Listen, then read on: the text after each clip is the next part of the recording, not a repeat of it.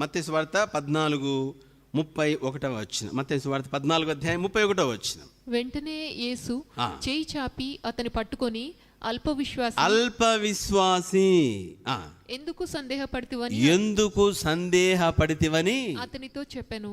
యేసు ప్రభు స్వయం అంటున్నాడు ఏమని? అల్ప విశ్వాసి. ఏదిరా విశ్వాసం నీదేరా?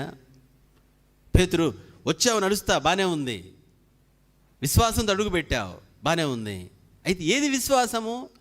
విశ్వాసం ఆవిరైపోయింది. అది ఎక్కడో గొప్ప మనకు కొంచెం ఉంది. ఒక మాట చెప్తాను, ఏమిటంటే మనం భయపడుతున్నా కూడా విశ్వాసం ఉంటుంది. కానీ ఏ విశ్వాసం ఉంటుంది? అల్ప విశ్వాసం. అంటే భయమును నేను డామినేట్ చేస్తే ఫెయిత్ ఉంటుంది, కానీ అది ఎక్కడో లో స్టాండర్డ్ ఉంటుంది. అయితే విశ్వాసం నేను డామినేట్ చేస్తే భయం ఉంటుంది, కానీ చెప్పండి ఎక్కడ ఉంటుంది? తక్కువ ఉంటుంది. ఇప్పుడు ఒక మాట చెప్తాను, ఈ రెండిట్లో ఏది నిన్ను డామినేట్ చేస్తుందో అది నువ్వు పొందుకుంటావు. రెండు ఉన్నాయి ఇక్కడ. ఏమిటి? ఒకటేమో భయము, ఇంకోటేమో విశ్వాసం. ఇప్పుడు రెండు ఉన్నాయి, రెండు కలిసి ప్రయాణం చేయలేవంటే రెండు ఉంటాయి అక్కడ. ఎలా అంటే ఎగ్జాంపుల్, మన శరీరము ఆత్మ.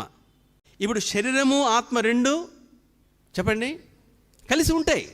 కానీ ఏది నిన్ను డామినేట్ చేస్తుందో దాని ద్వారా నువ్వు నడిపించబడతావు, అది నువ్వు పొందుకుంటావు.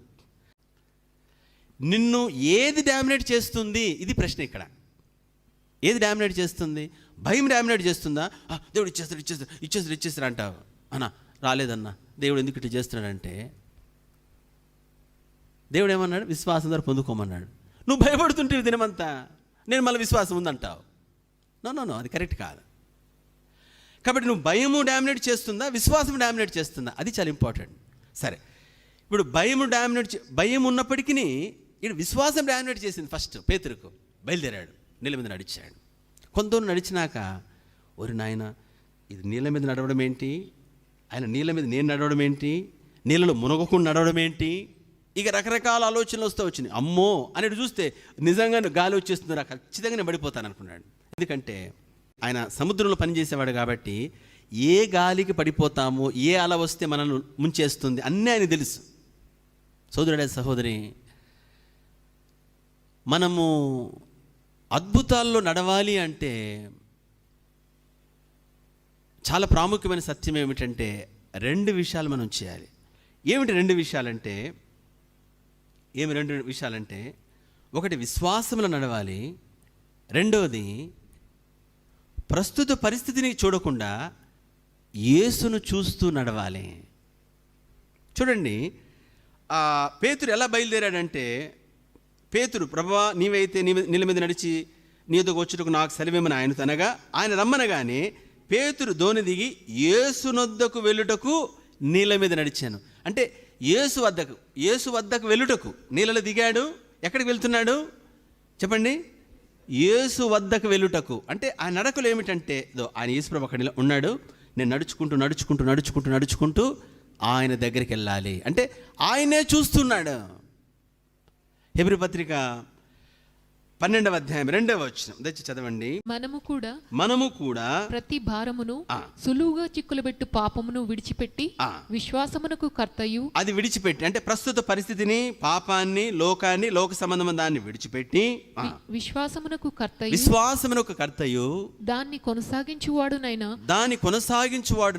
యేసు వైపు చూచుచు. హల్లెలూయా. యేసు వైపు చూచుచు మన ఎదుట ఉంచబడిన పందెములో ఓపికతో పరిగెత్తదము. అది కాబట్టి మనం నీళ్ళ మీద నడవాలి, అద్భుతాల మార్గంలో నడవాలి అంటే రెండు మనకు చాలా ఇంపార్టెంట్. ఏమిటంటే ఒకటే విశ్వాసం. ఎలా విశ్వాసం వస్తుంది అంటే చూడండి, యేసు ప్రభును చూస్తూ యేసు ప్రభు వైపు నడవడం ప్రారంభించాడు విశ్వాసంతో.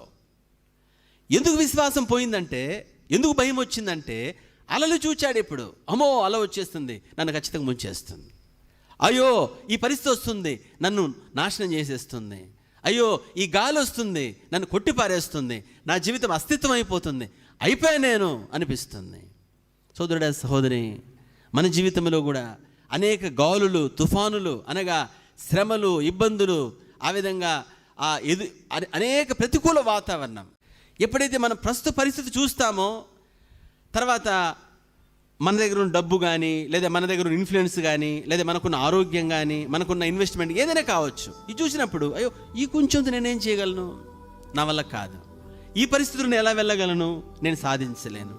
కాబట్టి అలాంటి పరిస్థితులు చూస్తున్నప్పుడు, అంటే వ్యతిరేకమైన పరిస్థితులు మనకు రావట్లేదు, జరగట్లేదు, మనము ఫెయిల్యూర్ అయిపోతున్నాము, అవ్వట్లేదు, ఎప్పుడైతే మనకు వ్యతిరేకత జరుగుతాయో అది మనం చూస్తామో అది మనలోకి వెళ్ళి అవిశ్వాసాన్ని తీసుకొస్తుంది, భయాన్ని తీసుకొస్తుంది.